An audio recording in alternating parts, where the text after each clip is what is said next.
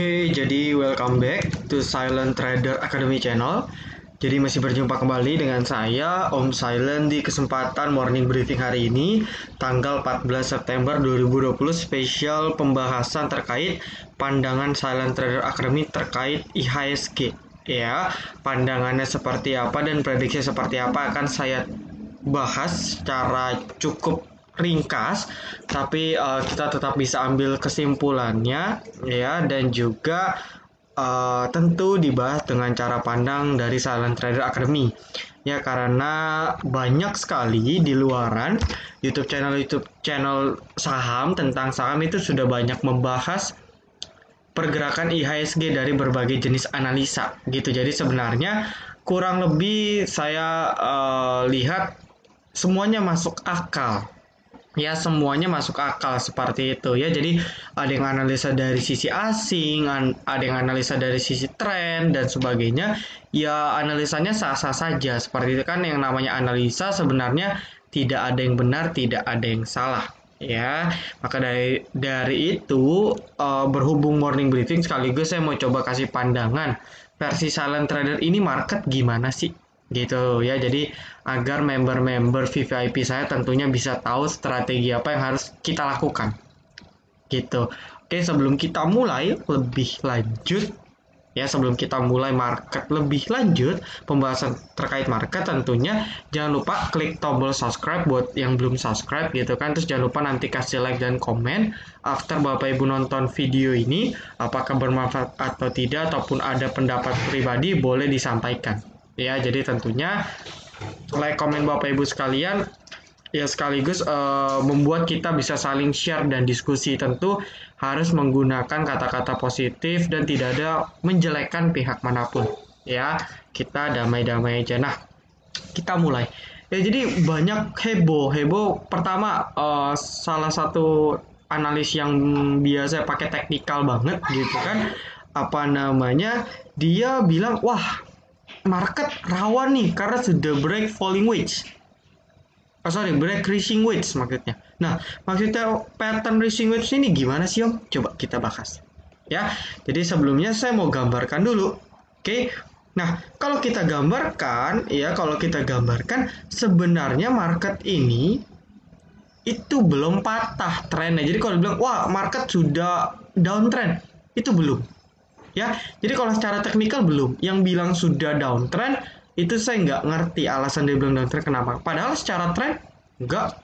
Ya, ini trend line majornya ini masih terhubung, dan entah kenapa ya, ajaibnya teknikal ya gitu. Opennya itu pas banget deket-deket di area trend line-nya dan terpantul dengan volume yang melebihi rata-rata bahkan perdagangan 120 hari ke belakang ya, lebih tinggi dibandingkan rata-rata selama 6 bulan terakhir. Bayangin ya, artinya apa? Artinya secara teknikal ini mendukung sekali sebenarnya.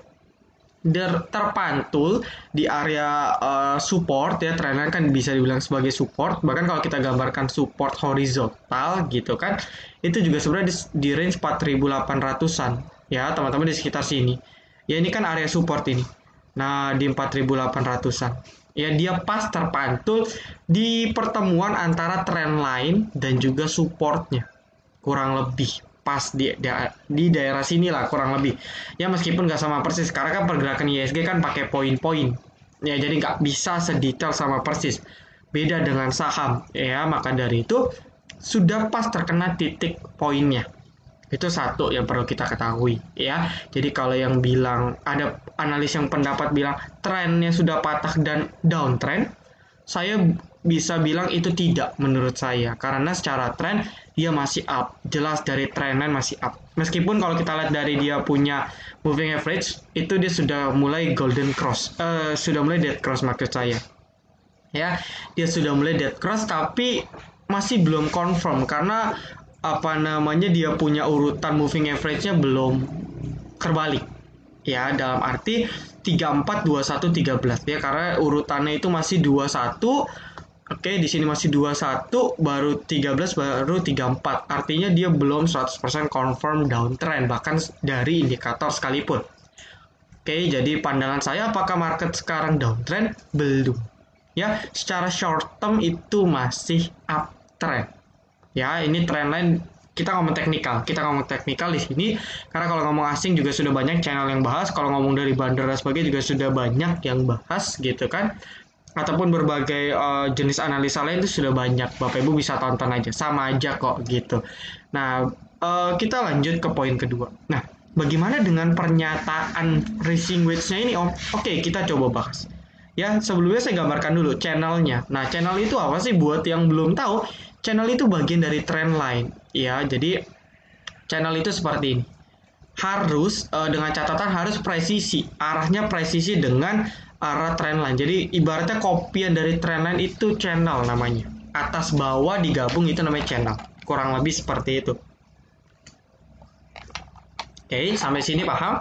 Nah, kalau sudah paham, ya sebenarnya saya sudah bilang nih sudah mentok di morning briefing keberapa, ya harusnya itu pasti akan ada koreksi. Nah, cuman saya pribadi tidak predik bahwa akan ya karena PSBB ini nggak ada yang tahu, malam-malam tiba-tiba gitu kan langsung dihancur total seperti itu. Jadi memang di luar prediksi siapapun termasuk saya.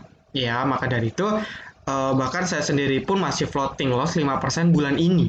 Ya, kalau dari bulan-bulan kemarin tuh masih profit di atas belasan persen, 20%, bahkan di bulan Juni salah satu mirror asset saya returnnya 90%-an profitnya. Ya, jadi minus sekitar 7% ini nggak ada apa-apa sebenarnya dan wajar. Oke. Nah, kita sudah bisa gambar trendline dan candle dengan baik gitu kan. Jadi kita sudah tahu sebenarnya arah range market ini seperti ini loh. Nah, ya, jadi wajar saja kalau dia mau coba uji trendline bawah lagi dan untungnya itu dia tidak breakdown langsung trendline-nya. Ya, jadi secara trend masih oke. Nah, rising wedge-nya ini di mana, Om? Nah, rising wedge-nya itu di sini. Ya, jadi ini trendline major. Nah, sekarang kita gambar trendline minornya. Trendline minor itu apa sih, Om? Itu trendline yang di-adjust sesuai dengan kondisi pergerakan market atau sahamnya. Itu namanya trendline minor. Nah, jadi kalau kita gambar trendline minornya, yaitu dia break. Nah, maksudnya break rising wedge itu di sini. Oke, buat yang belum tahu nih rising wedge, ya kita fokus di yang diagonal ini. Rising wedge, ya namanya rising kan berarti dia naik. Ya, dia naik tetapi indikasinya turun. Gitu. Jadi kalau falling wedge terkesan turun tapi pada confirm untuk masih melanjutkan kenaikannya. Kalau rising wedge itu terkesan naik tapi sebenarnya dia mau turun. Nah, kayak gitu kurang lebih gambarannya. Oke, jadi kebetulan pas sekali berita PSBB jeder langsung breakdown dan muncullah rising wedge pattern. Dan yang berbagai analis teknikal bilang, wah ini sudah confirm reversal dari up ke down dan sebagainya. Ya, memang betul secara teori benar. Tapi kalau kita gambar lagi, dia as long as trendline majornya di 4.800-an tidak tertembus, itu masih fine dan oke saja, no problem. Ya, jadi selagi dia masih kuat di atas 4.800-an lah kita ngomong, masih fine saja, market masih akan berpotensi naik. Itu poin kedua. Poin ketiga ya, poin pertama kita sudah bahas terkait tren dari market.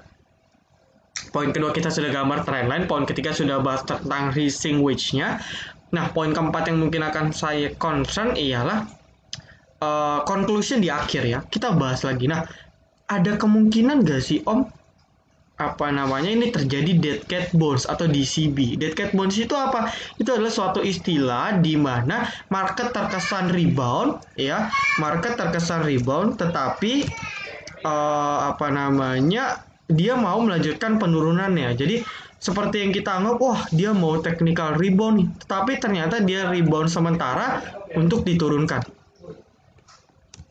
Nah, seperti itu. Dan kalau seperti yang sudah saya bilang di poin 1 ya, dari sisi indikator stokastiknya pun sudah bottom dan dia sudah muncul sign, sudah muncul sinyal, volumenya pun sangat meledak gitu kan. Jadi volumenya meledak, spike, termasuk spike ya, karena dia break rata-rata pergerakan volume selama 6 bulan terakhir ya. Jadi kalau kita lihat spike-nya di sini ya, ini kan spike nih ya, ini volume spike. Apa yang terjadi ketika volume spike terjadi? Nah, market melanjutkan kenaikannya ya. Oke, jadi saya ulang ya. Jadi saya ulang. Ya, ini meskipun spike volumenya itu tidak sebesar yang di sini, ya. Jadi kalau kita lihat kan ini marketnya mirip-mirip. Ya, dia pas di sekitar area trendline atau support, ya volume spike dia langsung melanjutkan kenaikannya ke trendline atas, ke channel bagian atas. Nah, kondisinya sekarang hampir mirip meskipun volumenya tidak tinggi. Dan mungkin yang membedakan dari asingnya. Ya, jadi kalau ada yang penganut Foreign Flow Analysis, FFA, ya mungkin mereka bilang beda, Om. Ya, kalau yang pada saat tanggal 20 Mei, itu kan asingnya beli. Kalau di sini asingnya jualan 2 triliun. Ya, itu beda cerita. Karena saya nggak bahas secara foreign, ya jadi kita ngomong blok-blokan teknikalnya dulu aja. Kita ngomong full pure teknikal. Ya, jadi kalau kita gambarkan, ya ini kan sama persis ini, ya. Lalu apa indikasinya, Om? Ya, balik lagi ke DCB tadi. Nah, kalau memang DCB itu terjadi, ya, jadi kalau memang DCB itu terjadi, ya maka berdasarkan pengalaman saya DCB itu setidaknya butuh 2 candle rebound. Biasanya seperti itu. Ya, jadi DCB itu biasanya butuh 2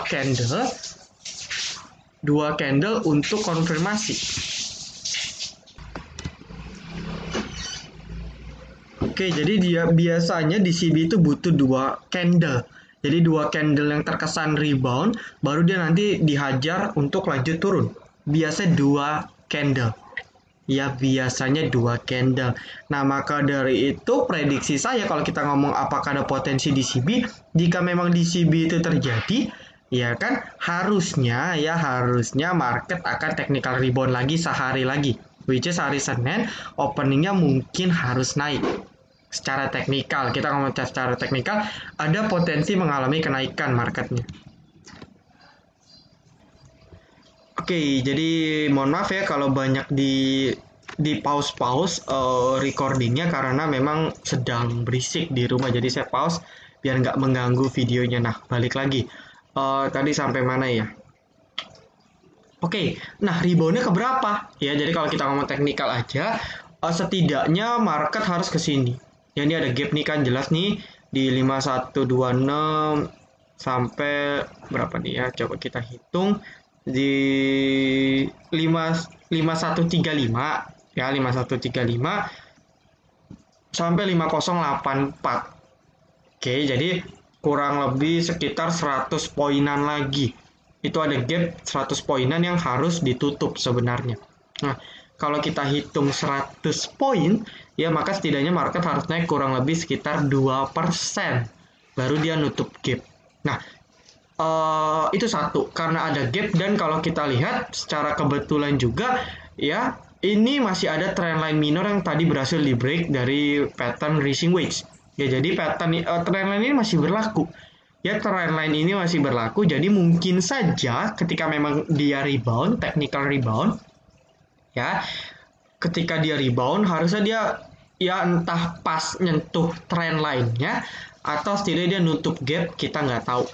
Ya, nanti baru kalau memang dead cat bounce terjadi, dia terpantau lagi di trendline, baru di breakdown trendline majornya. Nah, ketika trendline majornya benar-benar dihantam, di breakdown, baru kita harus aware luar biasa.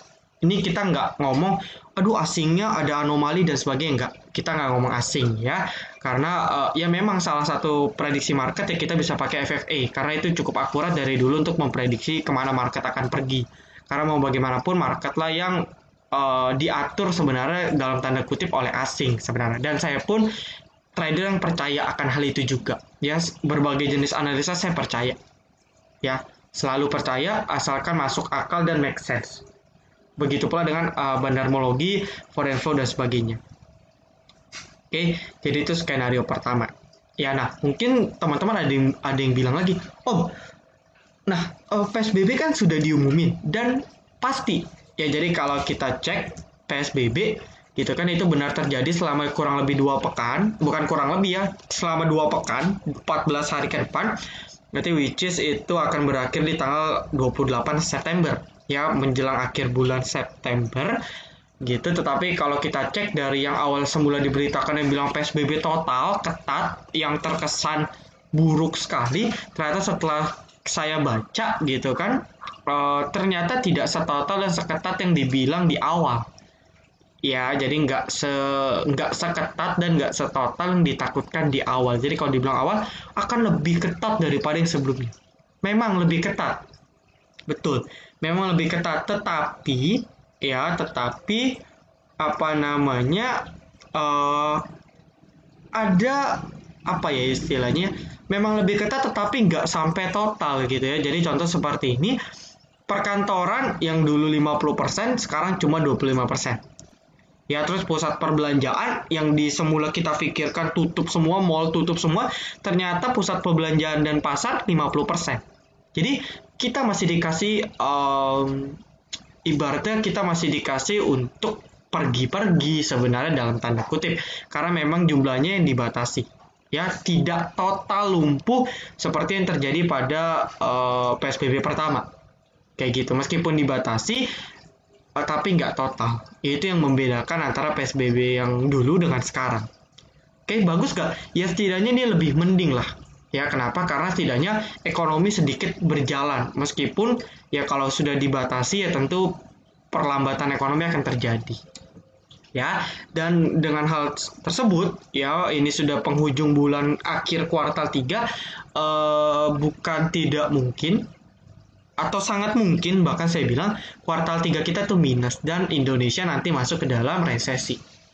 Ini sudah hampir tidak bisa dielakkan. Ya, jadi kalau kita ngarep Q3 positif itu terlalu terlalu ekstrim optimisme kita. Ya, jadi maka dari itu kita belum bisa berekspektasi banyak di tahun 2020 ini. Ya, kita nggak bisa berekspektasi banyak seperti itu. Ya, bahkan kuartal 4 pun gitu kan itu nggak menjamin, ya kuartal 4 pun nggak menjamin ekonomi kita akan positif. Itu masih nggak menjamin. Kita nggak tahu kalau nanti ada PSBB ketat lagi dan sebagainya, kan kita nggak tahu. Dan lagi pula kalau kita ngomong marketnya aja, bahkan di kuartal 4 pun banyak challenge. Salah satunya itu pemilu US. Ya, jadi sudah banyak isu-isu beredar, ya entah siapapun yang terpilih akan ada sesuatu yang wow di Dow Jones dan tentunya di bursa-bursa lain. Ya, karena ketika Dow-nya meledak gitu kan tentu akan berdampak kepada bursa Asia, ya termasuk tidak terkecuali yaitu IHSG. Gitu. Jadi meskipun ada US election ya, tapi kita juga harus tahu itu ada namanya siklus window dressing dan Santa Claus rally. Ya, biasanya memang bulan November, Desember, Januari 3 bulan itu pasti saham-saham blue chip terutama ya saham-saham LQ45 itu mengalami kenaikan yang cukup baik, cukup banyak dibandingkan bulan-bulan yang lain di range bulan November sampai Januari.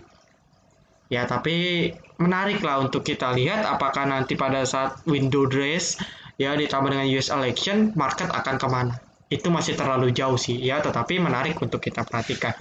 Nah, jadi kesimpulannya PSBB yang diumumkan oleh gubernur itu setidaknya lebih baik dibandingkan ekspektasi kita waktu mendengar ucapan akan ada PSBB total tanggal 14 September. Itu lebih baik.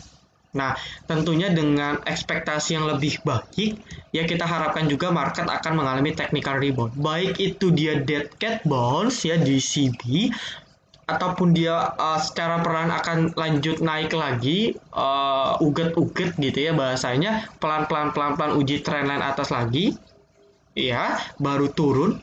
Ya setidaknya potensi Senin menurut saya harusnya potensi change untuk naiknya lebih tinggi. Kita ngomong secara teknikal ya kan, tapi kan kalau ada analisa lain seperti analisa asing yang mengatakan bahwa ini ada jebakan dan sebagainya, ya bisa jadi gitu. Jadi kita nggak tahu apa-apa ya, itu semua permainan big money ya, kita sebagai retail yang ikut aja. Tapi pandangan dari Silent Trader Academy terkait market ya seperti ini kurang lebih ya. Jadi trendline-nya belum patah, change naiknya masih tinggi karena trennya belum patah, terpantul di support dan cukup kuat ya, volume spike dengan indikator yang cukup baik meskipun asingnya jualan dalam tanda kutip. Ya, ini menarik lah untuk kita lihat ya. Kalau kita back ya, ini kan sebenarnya di range ini ketika market diturun habiskan, ini kan sebenarnya asing jualan banyak ini. Ya, asing jualan banyak tapi di sini asing akumulasi. Ya, jadi bukan menutup kemungkinan ketika asingnya sudah jualan, dia akan kolek lagi, kolek, dia akumulasi, dia jebret lagi di sini. Who knows?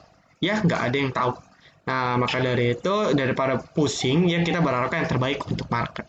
Oh iya, ada satu lagi poin pentingnya saya lupa. Ya, kalau bagi Bapak Ibu yang ada belajar Elliott Wave Theory, gitu kan, itu sebenarnya marketing masih berada di wave keempat menurut saya. Ya, jadi ini sedikit data pendukung bahwa market belum sepenuhnya downtrend. Ya, jadi kalau kita cek ini wave satunya, ya saya gambarkan. Saya hapus dulu ya trendline-nya ya, biar nggak pusing. Oke, nah ini wave satunya. Ya, ini wave 1. Wave 1 biasanya tidak terlalu panjang. Lanjut ke wave 2 di sekitar sini. Ya, dengan catatan wave 2 itu turunnya tidak lebih banyak dari kenaikan wave 1 atau maksimal 50% dari kenaikan wave 1. Itu teori Elliott Wave. Ya, baru kita ke wave ketiga. Ya, wave ketiga itu harus lebih tinggi kenaikan dibandingkan wave 1. Jadi wave 3 itu paling panjang. Ini wave 3 sebenarnya. Ya, wave 1, wave 2, wave 3. Nah, wave 4, ya balik lagi. Ya, tidak boleh turun lebih banyak dari kenaikan wave 3 atau maksimal 50%. Ya, atau penurunannya itu tidak boleh lebih banyak daripada penurunan di wave 2. Maksimal sama. Teori Elliott Wave. Ya, jadi kalau kita bandingkan, ya, ini sudah masih terkonfirm wave 1, wave 2, wave 3, wave 4. Dan sekarang kita berada di titik wave 4. Belum confirm, karena low-nya belum confirm. Ini perdagangan kemarin hari Jumat belum terkonfirmasi menjadi titik low-nya. Swing low-nya belum.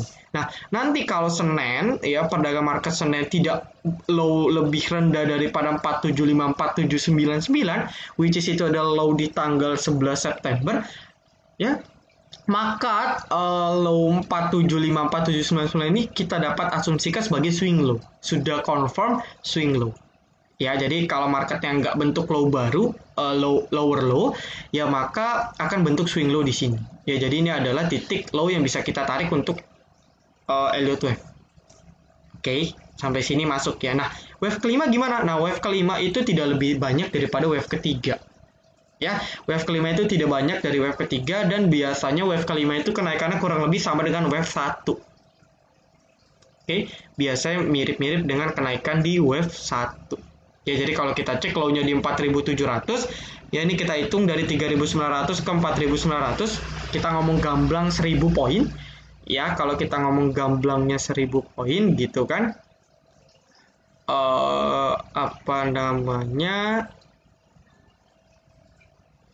Nah, kalau kita ngomong dari sini, dari 4.800-an, ya, kalau kita ngomong gamblangnya aja lagi 1.000 poin, gitu kan. Ya, kalau kita ngomong bodohnya lah 1.000 poin, ya maka berdasarkan teori Elliott Wave itu ya mungkin market masih sekitar ke 5.800-an. Who knows? Ya, jadi kalau kita ngomong Elliott Wave teori, ya mungkin saja di sini. Nah, ini pas ada di sekitar, ya, ini ada titik support resisten kuat juga di sekitar 5.700-an, 5.800. Kayak gitu, teman-teman. Ya, jadi bahkan kalau kita hitung sebenarnya, saya ada tukar pikiran dengan teman saya yang biasa pakai Elliott Wave. Dia bilang sebenarnya ini bahkan belum wave 3 belum selesai. Dalam arti kalau kita ngomong wave 3 itu harus lebih tinggi dibandingkan wave 1, ya kalau kita itu kan ini 1.000 poin. Sedangkan dari sini dari 44 ke 54 itu kan masih 1.000. Dalam arti sebenarnya wave 3 ini belum selesai. Jadi kalau kita adjust lagi gitu kan, sebenarnya wave ini belum selesai, teman-teman. Wave 3 kata teman saya, ya, dia ada sedikit beda pendapat bahwa sebenarnya wave 3 itu harusnya lebih tinggi lagi. Jadi ini belum dikatakan wave 4. Kalau tadi saya bilang kan ini sudah wave 4 ya, tapi kawan saya itu bilang bahkan dia masih belum wave 4. Nah, tapi satu conclusion yang sama ialah market belum mencapai wave terakhirnya secara trend. Oke, jadi market secara teknikal itu belum capai belum mencapai tanda-tanda akhir dari trennya. gitu. Jadi meskipun dia ada break racing wedge pattern, tapi karena racing wedge pattern itu terbentuk akibat berita, ya itu harusnya kurang valid menurut saya. Oke, jadi itu harusnya valid ya, secara pattern valid, tapi dampaknya tidak terlalu valid untuk mengindikasikan, untuk menunjukkan bahwa market akan reversal. Itu kurang. Ya, seperti itu. Jadi kita masih dari teknikal yang sudah saya jabarkan, harusnya kita masih bisa optimis. Ya, market masih baik. Ya, jadi patokannya di sini aja lah. Ya, kita gambar trend line gitu kan. Nah, di sini nih. Tuh. Ya syukur-syukur kalau dia bisa ke trendline atas ya, tapi karena sentimen PSBB saya rasa berat lah, market biasanya nanti akan cenderung lebih hati-hati. Nah ya, kalau kita gambarkan gini, nah harus presisi ya, kalau channel itu harus presisi ya, kurang lebih begini ya, ini kan pas nih, nah kan ini pas sekali. Nah, atau kalau market tadi saya bilang 2% gitu kan, ya kalau kita based on asumsinya dia naik cuma sampai trendline tengah, ya itu sekiranya di 5.100-an, 5.100 itu berarti market butuh 5.100 juga ya, coba kita hitung. Close 5016 ini ya kurang lebih juga harus naik kurang lebih 1% ke atas, 1% sampai 2% itu baru nyentuh trendline atas sekaligus nutup gap. Nah, jadi kalau saya pribadi dengan didukung PSBB-nya ternyata tidak seburuk yang saya pikirkan, ya harusnya kita bisa berharap bahwa market akan technical rebound sekali lagi. Meskipun dia nanti dead cat bounce atau dan sebagainya, setidaknya kalau memang market naik, kita bisa sell on strength sebagian ataupun seperempat ataupun sepertiga saham yang kita punya, kita jual dulu agar cash flow kita lebih terjaga. Ya, ketika cash flow kita lebih terjaga, kita sudah siap untuk average lagi jika harga sahamnya turun lebih dalam gitu. Saya sih nggak mau jual semua ya, saya nggak mau jual semua, tapi saya kurangin porsi dikit-dikit, anggaplah taking profit. Kemarin saya sudah ambil beberapa saham meskipun porsi nggak gede. Kalau memang saya rasa nanti market ada something wrong, saya akan jualan. Saham-saham saya masih floating loss, saham-saham bagus akan saya average lagi jika memang dead cat bounce terjadi atau setidaknya dia break trendline majornya. Jadi saya sudah prepare for the worst lah, saya sudah mempersiapkan yang terburuk. Seperti itu. Jadi buat member VIP nanti akan tetap saya bimbing untuk market seperti apa. Ya, jadi ini hanya analisa, bisa salah, nggak ada yang tahu gimana yang kebenarannya, kita akan lihat besok seperti apa. Ya, karena semua itu ya balik lagi permainan big money. Sebenarnya big money maunya kemana, ya kita ngikut aja ya. Tapi kalau berdasarkan teknikal yang saya jabarkan, ya kurang lebih seperti inilah gambaran market.